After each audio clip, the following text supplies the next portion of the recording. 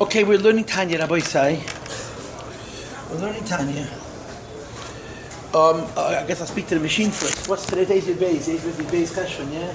Yeah. So Thursday I spoke about. That's my mother-in-law's yard site. Okay. Wife. You had a relationship with her? I mean, you got married before they came from Russia? No, they were here, but Rabbi didn't allow them to come to the Hasana. Because of guilt, because of the In those days, whatever, they came the first. He came. He was by the Hasana. He came before we got engaged. He was here in Tishrei. We got engaged. But they didn't come to the Hasana, and then they started coming, and many times.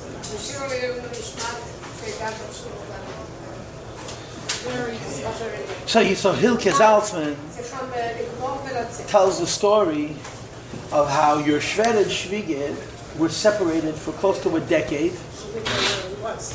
She did not know where he was, and she didn't want to know. She did. Berkechem was by them in Samarkand. She didn't want to know. I think at one point they convinced him that he should write a letter, and someone should deliver it. She should push it, see his ksav. See his ksav. This is real stories. This is your shvige. This is nicht am meiste von ich weiß was Rabbi Kiva's Tochter, yeah? And then in his book, one of the few pictures that he has from Russia, they must have chartered a plane. In Russia, it's either very poor or very rich. And they went and they physically picked her up and they brought her to Samarkand. So he has a photo in the Guf, in the book of your shvigid with whoever it was that went together. For years, the pella with your shver was that he was actually arrested and let go. And then they were looking for him again. And they punished any one of the Nash that they caught who was involved in the Briche, they punished terribly. When Asach Pasha Nifte geworden, Mumasada passed away. They didn't catch her for years. They caught her Yud Aleph. In other words, 4 years after the Chassidim left, they were hunting them down. So your Shved decided it doesn't exist. So she was in one place. They didn't know where one another was. And he said to the Chevre, Sie will nicht wissen. They said, how could you not tell your wife that you're alive? And so on. She doesn't want to know. Sie will nicht wissen. Das ist nicht meistens von 1000 Jahren zurück. Das ist ein Jahr früher. And the Rebbe thought about each one. The Rebbe thought about each one. You know, the Rebbe was with each one of the Chassidim. Wherever they were. Remember, he really, really was. Okay, no. When they have it in the thing, when they came time to give out they were letting people out, and they wanted to give, the Rebbe told them to give them papers, but he didn't know if he gives it on his name, it's Farfah. If he gives it on him and they catch him lying, Weiter, Farfah. And the Rebbe told my husband was here, and the Rebbe told him, Sie will nicht erkennen. Sie will. And then he made it with his hand. And there was a couple stories about that. And sitting there told him, no, you can't do it. Even after the Rebbe said this.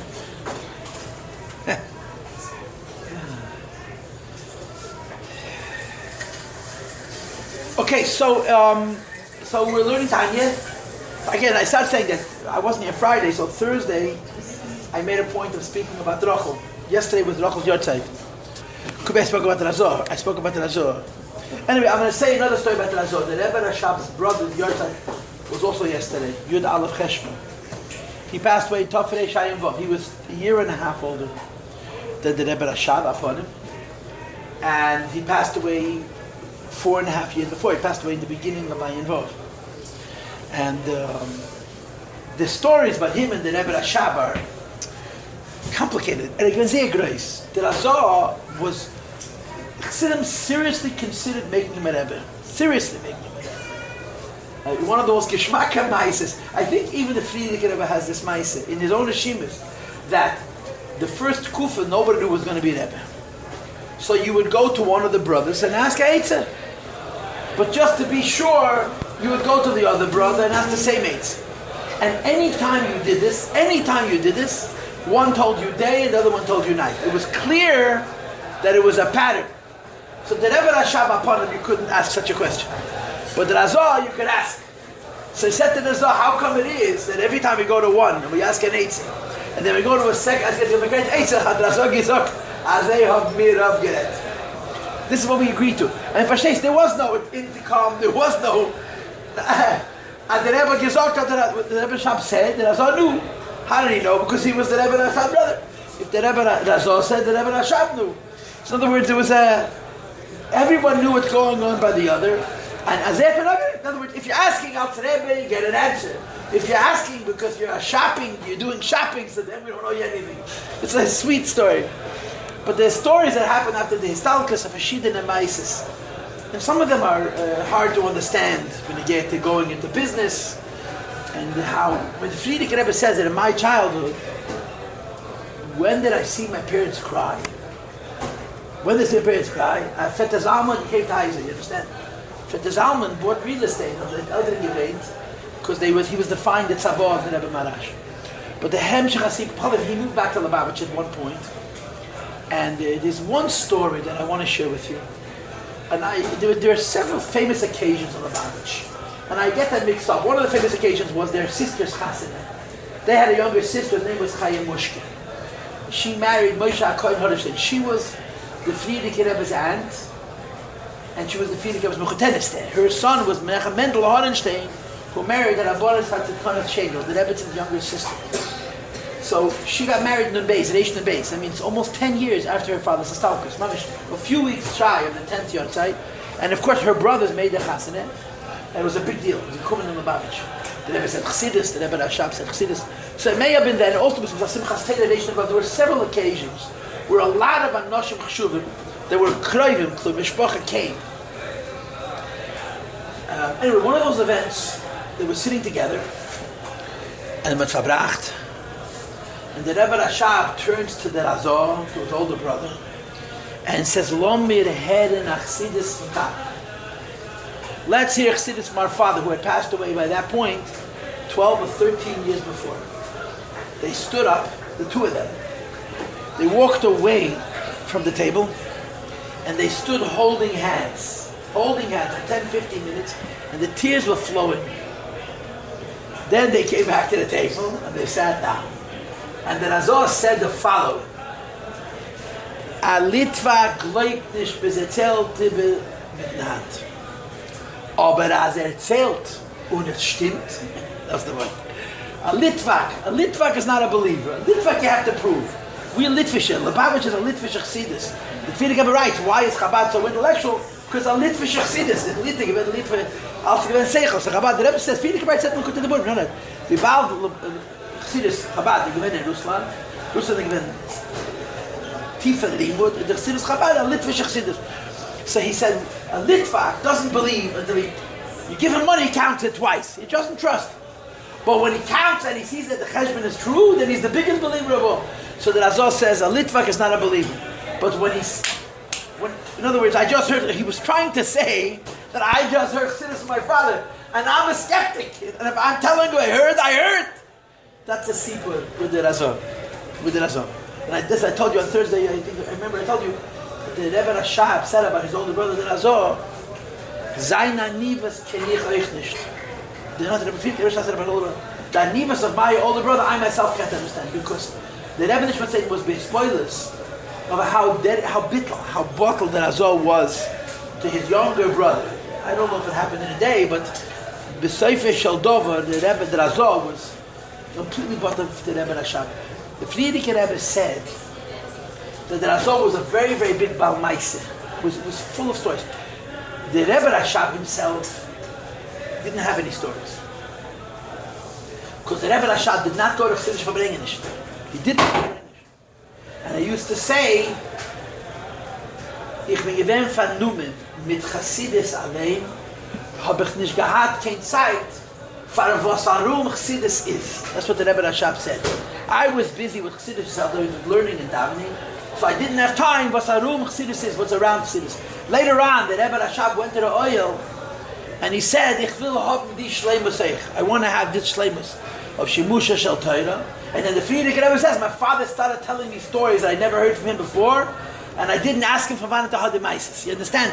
The Rebbe Rashab went to the tzion of his father and his grandfather, the Rebbe Rashab said it, He says, and then afterwards he started telling stories.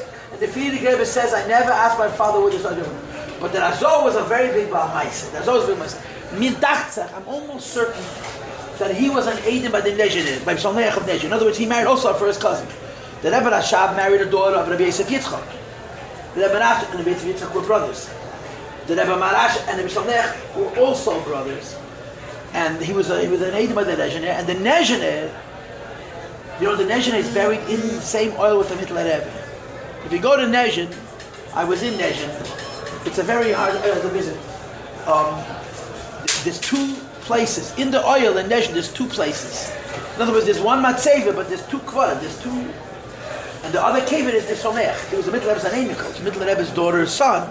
And he was a Rebbe. The Frierdiker Rebbe writes about him, Admur. And the Razor was Makabal a lot from his Shved. To put it.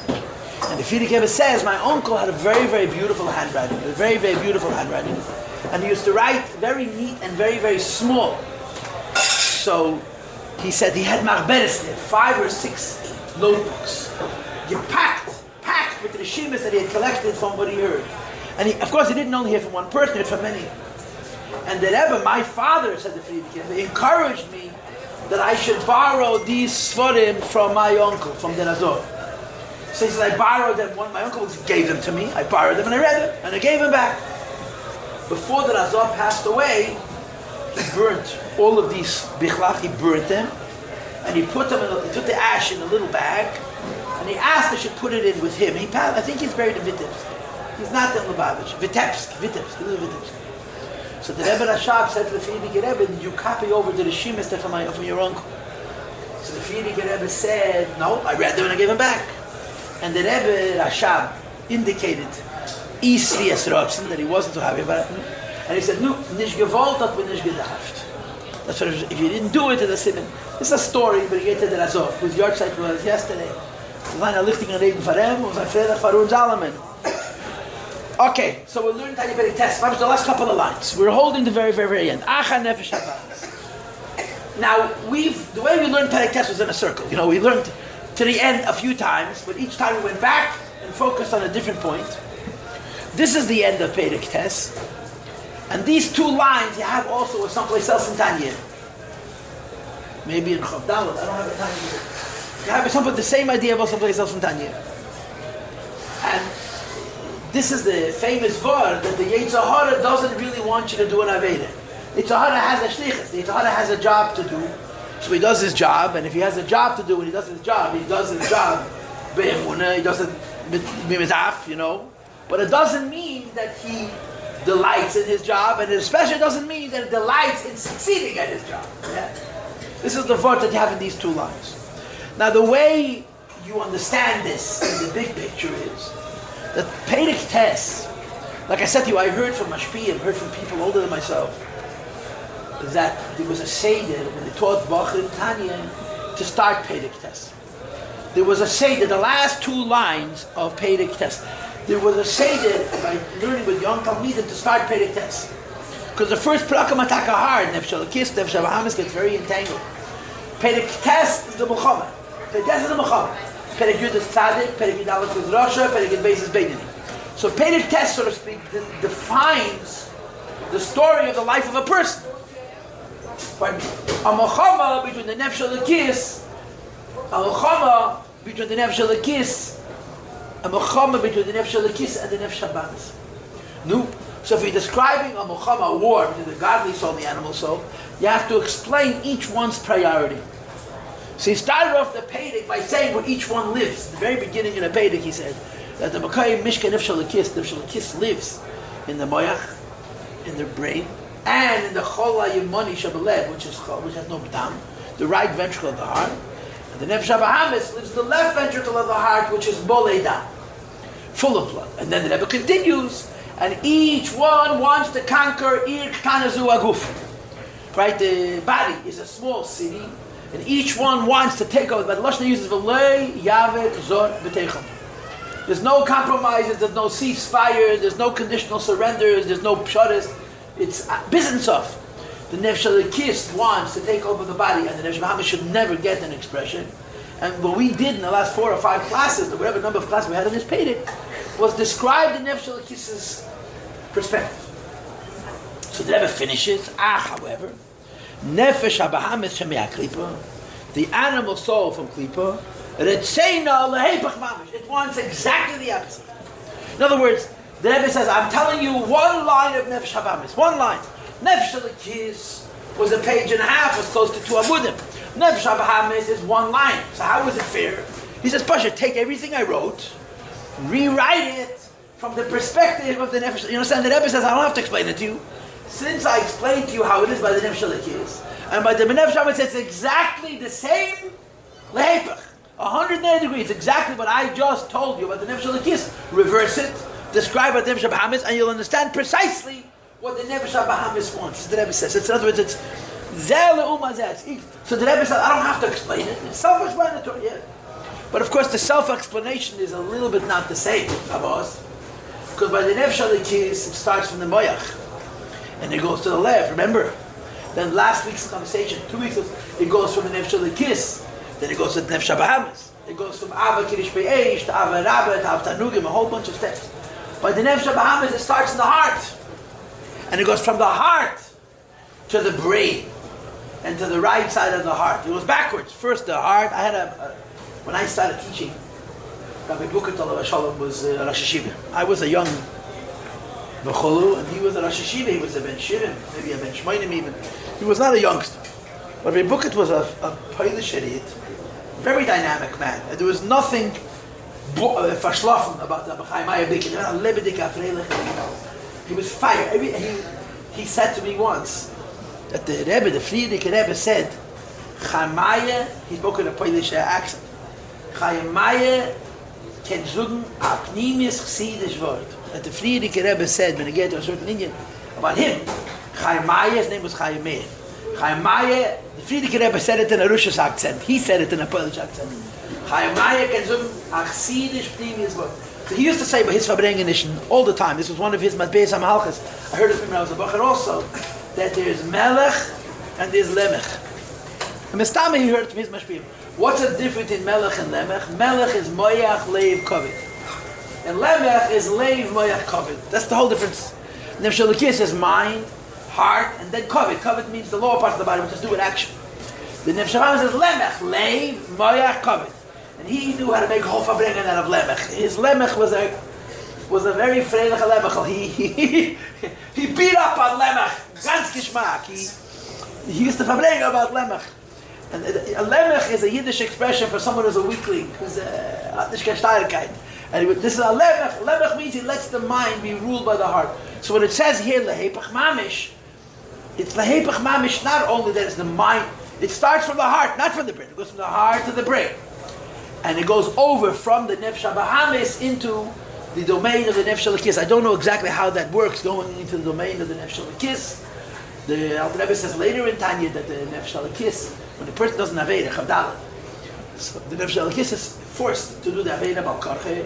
And then of course the Alter Rebbe also adds that Gam B'Shas HaChet, even while doing the Aveda, Hoysa Ba'omna Ita Yizborach, the Rebbe said these words so many times.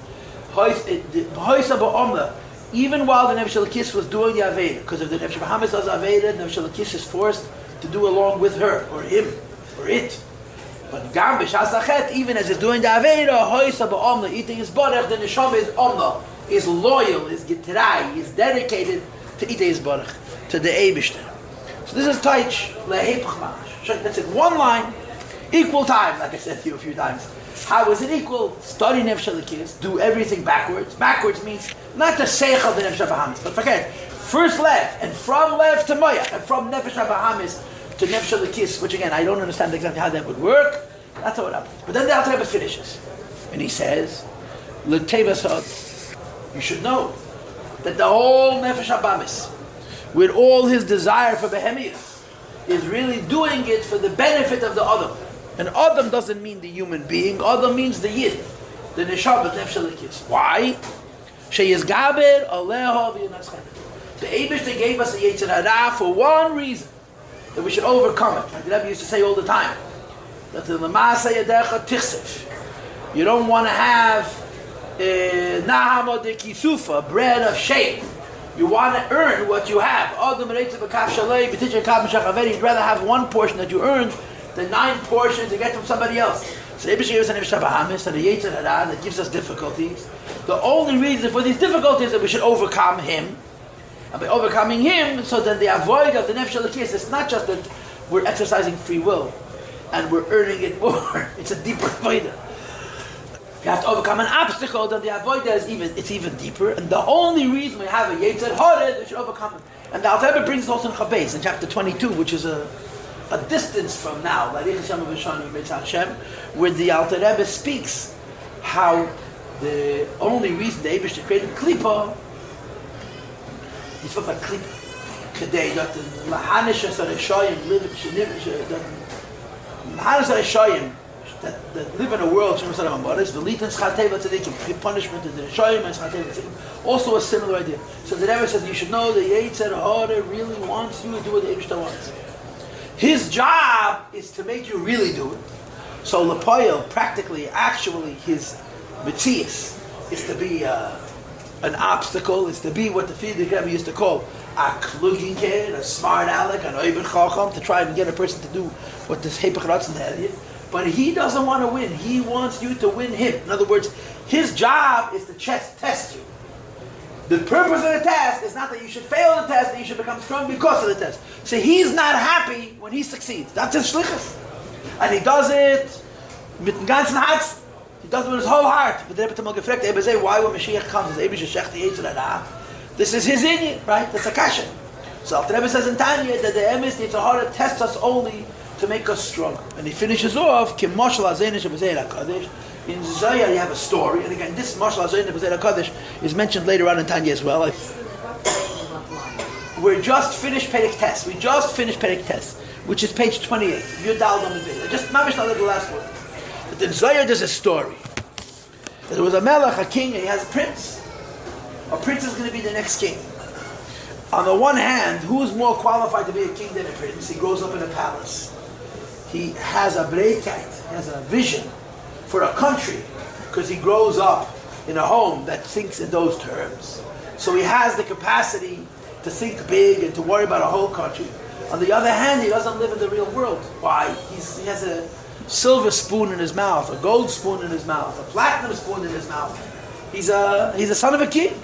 And the king understands that although on the one hand he's getting the right chinuch to be a melech, on the other hand he's not being strengthened to deal with the challenges and to have principle as a melech.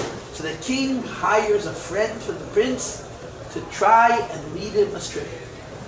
And that young person's mission is to trip up the king, to farzindikin, to make him do an aveda. Now, the king does not hire this person because he wants his son to sin. The king hires this person because he wants his son to be fortified. He wants his son to have koyach, that when he's going to be a melech, he should be able to lead and lead with principle and not get distracted and lose his mind when everything goes wrong and start doing erratic things which are terrible for himself and it's terrible for the kingdom and so forth and so on. So this person was hired to get the Ben Melech to sin. If he's not going to do his job well, he's going to say the king doesn't really want the prince to sin. He just wants me to test him. So I'll be mekel. I'll be mekel in the farher. You understand? That would be terrible. Why? Because only by testing him does the child develop the fortitude that he needs. Says the Rebbe, that's the mashal that explains the relationship we have with our Yetzer Hara. The Yetzer Hara is there to make us better Jews by challenging us. Yeah? And at the same time, every day we say, Al Tevyein Yedei Nisayin. We're not Avraham Avinu. Avraham Avinu was tested 10 times, right? The Gemara says David HaMelech saw how chashuv by the Eibush that was the infinite Nisaynus. So David HaMelech said to Hashem, B'choneini no v'naseini, you tested Avraham Avinu, test me also. And the Gemara says it didn't work out so good. So nobody wants to be tested. But there's a lot of madregas, yeah. And the level of the Nisayin is a high level, or a deep level, or a hard level. But the Yetzer Hara that we all have exists to test us, so we should become stronger because of it. Okay, this is the end of Perek Tes. Questions or comments?